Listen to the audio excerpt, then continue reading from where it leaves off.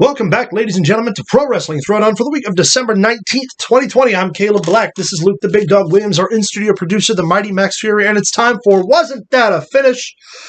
First week, we talked about the super kick. Last week, we talked about the DDT. This week, we're talking about one of the most dangerous and controversial moves in professional wrestling, the finger poke of doom. No, I'm kidding. We're talking about, of course, the Piledriver.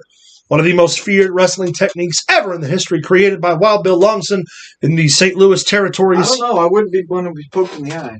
Yeah, definitely not in the eye. Finger poke in the eye, you're just going to go blind. We were talking about the poke in the eye. That was Roddy Piper. Poke me in the fucking eye. Fat ass. Get him up, Dongola. All right. Get him up, Dongola. We're talking about, good Lord. We're talking about the Piledriver, again, created by Wild Bill Longson in the St. Louis territories in the late 30s, early 40s, as part of the St. Louis wrestling circuits. Not only created, but then marginally used as a finisher, establishing a slew of professional wrestlers to use it as a finisher. Namely, of course, the man who made it, I think, famous would have been Jerry the King Lawler. It would have been hard for him not to make it famous after him, of course, breaking the neck of Andy Kaufman, right. Which was huge news back in the mid-'80s. Yeah. Yeah. Also, honorable mention goes out to Terry Funk as well. Of course. This move, as many people know, is banned by the WWE. The only variation allowed is the Tombstone Piledriver, and the only two people approved to use the Tombstone Piledriver in the WWE are The Undertaker and Kane, which I did not know that they were the only ones allowed to use it. Yes, they are. Yeah. There's also the flip kick variation, popularized by P.D. Williams, known as the Canadian Destroyer, used as a finisher in the WWE, or a setup finisher, actually, called the Panama Sunrise from Adam Cole. Yes. The front flip Piledriver, or the Canadian Destroyer, was invented by a wrestler from SoCal named Brandon Bonham. Brandon Bonham. So let's talk a little bit. The mechanics of the Piledriver are simple. From a cradling position, one guy's standing up, the other guy's body is arched inward, with his head being betwixt the legs of the opposing standing wrestler.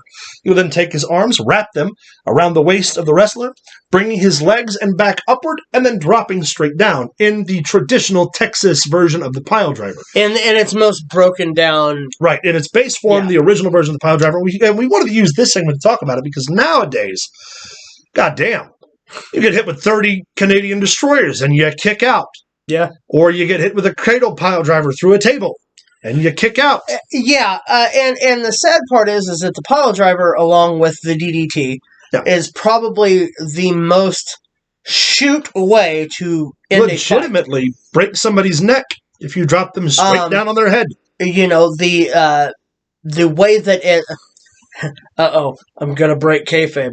The fourth wall. The way that a Piledriver is done safely is that when you drop down, your thighs catch the person on the shoulders and the head never hits the ground. Right. That's how it's done safely. The only impact taken are from the wrestler who is dropping the Piledriver. Yes. The impact going to his buttocks and legs to cradle the fall of his opponent. Correct. So as the Tombstone, anyone who's ever watched The Undertaker, Kane do it, know that their head is as far from the ground. Right. There is never a spike ever when they do it. If it's done safely, there should never be a spike anyway. Shouldn't even come close. However, we have seen oftentimes so many injuries come from this move. Most notably, the reason why the move is banned is because of the botched Tombstone Piledriver that Owen Hart gave Stone Cold Steve Austin, effectively shortening his career, breaking his neck, injuring him, requiring surgery, a lot of time to heal, yada, yada, yada. Just think, if that had never happened, that, my friend, is a what-if video. If Stone Cold never gets hurt, table it. We'll come back to it. Yeah. Yeah, for sure. But some of my favorite, obviously my favorite Piledriver, I think, the traditional Piledriver has to be Jerry the King Lawler's. Very, very well executed. Yeah. The mystique around that Piledriver is huge. I mean, you think Piledriver most of the time, unless you're saying the Tombstone, you think Jerry Lawler. My favorite execution of the Piledriver is actually someone who still does it as a finish. I like Eric Young's Piledriver. Eric Young has a beautiful Piledriver. It's a jumping Piledriver. Yep. Of course, if you're going with Flash, the Canadian Destroyer, done by Petey Williams, was When fantastic. you don't kick out of it. Yeah, was fantastic. Pat McAfee, looking at you. Yeah. But yeah, no, that move used to be... Holy shit. Yes. He just killed him. He just broke his neck. He did a pile driver to him. That was usually the finish. Terry Funk popularized it. Mick Foley as Cactus Jack popularized it. I'm saying that right. Thank you. But yeah, as far as today, you see 37 Canadian Destroyers in one match, and they just pop up like nothing happened. Yeah. Like the Super Kick, like the DDT. Like the I loved Jerry Lynn's double under pile driver in ECW. How about the Cradle? The cradle pile driver? Yeah. Kevin Owens has a beautiful cradle pile driver. He also has a beautiful straightjacket pile driver as well. There are dozens of ways to do this move, and hopefully, if you ever do them, you do them safely. But like I said, this used to be a finisher. If you hit a pile driver, not only were you not getting up, there were injury angles, legitimate injuries, but injury angles where you got hit with a pile driver maybe twice. They'd write you off TV for 6 months. Oh, yeah. Jake the Snake Roberts was written off due to Rick Martel, I think. Or no, Ravishing Rick Rude hitting him with 2 in a row. They wrote me off of AAPW television when Axe Allward hit me with a pile driver when I was... I used to use the pile driver and wrote several people off. Yeah. It was a classic way to get somebody out and a classic way to get heat. Of course, this was back in the day where, people bought into it. If you drop that guy on his head on a steel chair, you're a piece of shit. We're going to tear the ring apart. You shouldn't be allowed to wrestle and blah, blah, blah. Now you have to win a match. Add a chair in and it was vicious. it was, oh man. I remember, who was it? God, who was it? Maybe it was Lawler and somebody slid the chair out, and the whole place just started going, no, don't do it. He or was it Funk? It was one of the older guys. That was Lawler, and he had dropped the pile driver on... Who the hell was it? It wasn't Heading, was it? No, that was way earlier. No, that was way earlier. I can't think of... I know the exact thing you're talking about, too, because the crowd was like, oh my God, don't do that. Oh, Michael Hayes. Okay. He dropped Michael Hayes. Yes, Hayes, yeah. And the fans are going crazy, and the referee's trying to grab the chair, and oh man, it was such a dramatic moment. Didn't Shane Douglas also do Pitbull Gary Wolf in one when he had a halo on his neck? Yes, he did. That was one of the big evil angles for Shane Douglas. I remember. Yeah. What a great move, and also once again, used to be a finish. If you're a wrestler and you're watching this and you use a pile driver, first of all, learn how to deliver it. Second of all, don't ever let anyone kick out. But if they do, kick them in the face. Yep. Sorry. Old school, man. For sure. Stop kicking out of everything. Make something special. Yeah, if you're going to do a pile driver, it needs to be over. Over, baby. Now, if it's a big match and you've had this blood feud going on, guy kicks out of one, fine. Good on him. Yeah, don't drop 37 in a row after. Yeah, don't go back, too many times, and don't kick out of them too many times. Or Terry Funk will find you and cut you.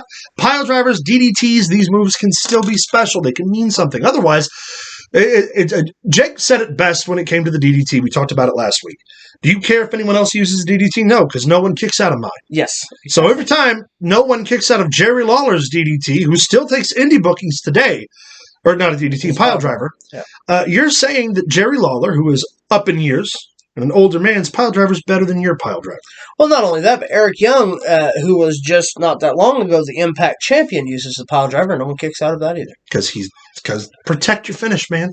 Protect you the pile have driver. to, because if you don't, moves are just going to get crazier and crazier, and then people are going to start getting hurt. Simple, effective, if done in the right light, can be a great finish. Looks gruesome. I mean, it looks deadly. For sure. Well, then you got the tag team variations. Oh, yeah, the assisted pile drivers, the assisted Canadian Destroyers, the spike pile drivers, the double back hook belly-to-belly pile drivers, the back-to-belly pile driver, the belly-to-back pile driver, the leg hook cradle pile driver, the over-the-neck back-to-belly hook pile driver. Technically, you could even consider the pedigree a pile driver. Technically. No, that's a forward pancake. I wouldn't consider that a pile driver. Well, when he used to use it the first time when he used to drive people on their heads. Not just Michaels. I watched him drop Bob Holly on the top of his head once. Yep. Guys, that's our video on the pile driver. Used to be a finisher. What a Tell us your thoughts about the pile driver. Who do you think you should use one? In wrestling today, who's a guy that if you hit a pile driver, you'd be like, oh, that should be over. That's the finish. Yes. Let us know in the comments down below. Send us an email at prowrestling.throwdown@gmail.com. Find us on Facebook at facebook.com/prowrestling.throwdown. Follow us on Twitter at prowrestlingtd. Don't forget, we reconvene on Twitch January 9th. Follow us over there at Pro Wrestling Throwdown. Stay tuned. More content coming your way this week. Merry Christmas. Pile driver. And a Happy New Year. Pile driver.